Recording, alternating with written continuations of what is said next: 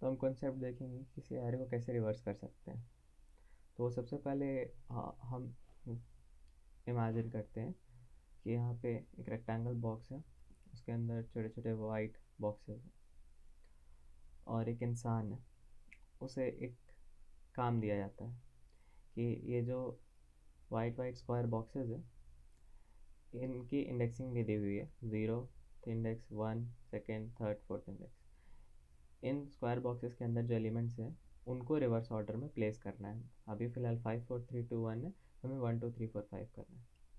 तो दो कंडीशन भी दी गई है। पहला कंडीशन है कि किसी भी एलिमेंट को उठा के हम ब्लू वाले एरिया में रख नहीं सकते हैं। इसका मतलब है कि अगर हम 5 को उठाते हैं तो 5 को उठा के यहाँ पे हम रख के छोड़ नहीं सकते, और एक बार में एक ही एलिमेंट उठा सकते हैं। तो इस इंसान को इस काम को करना है, और इस काम को करने के लिए उसे एक टेम्प्रोरी स्पेस अवेलेबल किया गया है जिसका नाम टेम्प है। हम 5 को उठा के इस टेम्प पे रख सकते हैं, एक बार में एक ही एलिमेंट, और एक टेम्प में एक ही एलिमेंट रखा जा सकता है।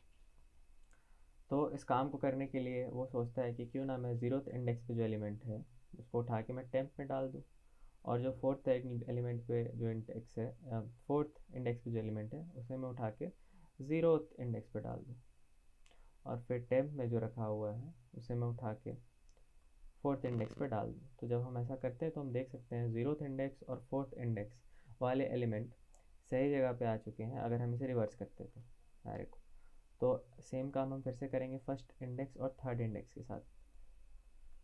फर्स्ट इंडेक्स वाले एलिमेंट को उठाया, टेम्प में रखा, थर्ड इंडेक्स वाले एलिमेंट को उठाया और हमने इसे फर्स्ट इंडेक्स पे रख दिया, फिर टेम्प वाले एलिमेंट को उठा के थर्ड पोजीशन पे रख दिया, थर्ड इंडेक्स। अब हम ये काम सेकेंड इंडेक्स वाले एलिमेंट के साथ करने की ज़रूरत नहीं है, क्योंकि ये ऑलरेडी सही प्लेस में है अगर हम एरे को रिवर्स करते हैं। तो जैसा कि हम देख सकते हैं 1 2 3 4 5 एरे रिवर्स हो चुका है। ये था ऑड केस के लिए। अब हम देखेंगे इवन केस के लिए। इवन केस के लिए भी सिमिलर है। हमने 0th इंडेक्स वाले एलिमेंट को उठाना है, टेम्प में रख देंगे, और जो थर्ड वाले इंडेक्स है उसको उठाएं और 0th वाले इंडेक्स पे रख दिए, और जो टेम्प में था उसको हमने उठा के यहाँ पे रख दिया। ये एक साइकिल हुई। अब एक और साइकिल हमें करनी पड़ेगी इंडेक्स नंबर 1 और इंडेक्स नंबर 2 के साथ। तो हमने फिर से साइकिल को दोहराया, और जैसा कि आप देख सकते हैं ये सही जगह पे आ चुका है। तो ये एरे 2 3 4 5 हो चुका है, रिवर्स हो चुका है।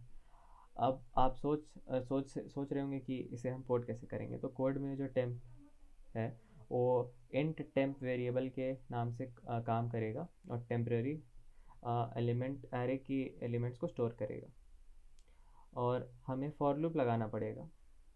तो फॉर लूप कितनी बार चलेगा आप ये सोच रहे होंगे। तो देखिए, हमने दी गई थी फर्स्ट केस में, ऑड केस में 5 एलिमेंट, और हमने एक बार में 2 एलिमेंट को सही जगह पे किया एक साइकिल में। इसका मतलब है कि हाँ, तो नंबर ऑफ़ टाइम्स हमने 2 साइकिल चलाई।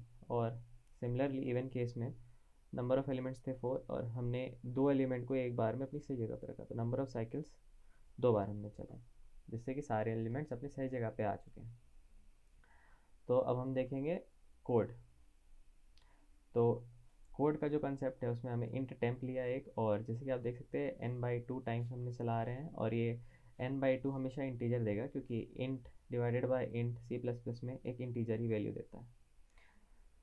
तो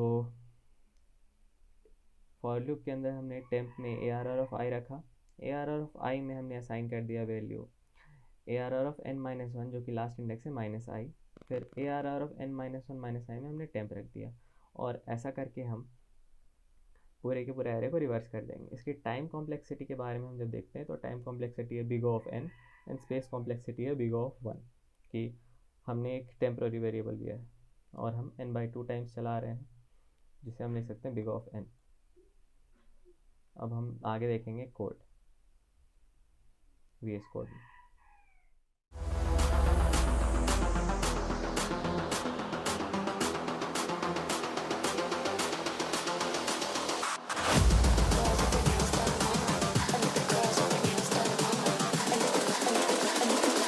I think the girls with their nails done now.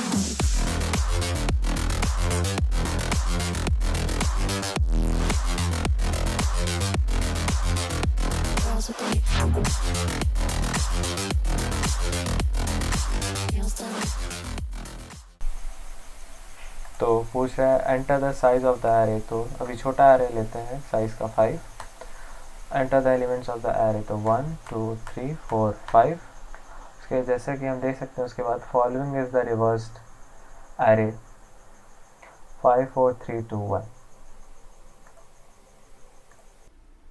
Thank you for watching this video. If you like it, then please like, share and subscribe. Have a nice day.